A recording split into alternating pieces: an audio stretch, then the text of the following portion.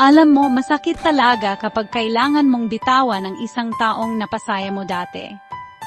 Mahirap kapag yung taong dati tuwang-tuwa sa mga mensahe mo, ngayon ay sa iba na sumasaya.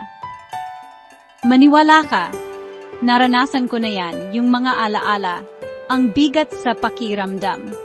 Pero ito ang natutunan ko, ang pag-move on ay hindi tungkol sa paglimot. Ito ay tungkol sa pagpili sa sarili mo, araw-araw. Sa simula, parang imposible. Paulit-ulit mong isipin ang bawat sandali.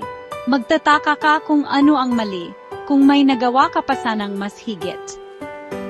Pero tandaan mo, porke wala na ang isang tao sa buhay mo, hindi ibig sabihin na mali ang naging bahagi nila sa kwento mo. Lumago ka, nagmahal ka, natuto ka. Okay lang umiyak, okay lang na mamiss sila. Pero huwag mong hayaang ang sakit ang maging ikaw. Sa halip, hayaan mong ipaalala nito sa'yo na kaya mong magmahal ng malalim. At balang araw, makakahanap ka ng taong mararamdaman din na napakaswerte niya na kasama ka. Kaya ngayon, huminga ka lang. Isang hakbang sa bawat pagkakataon.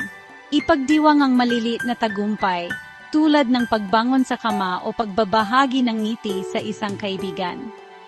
Gagaling ang puso mo.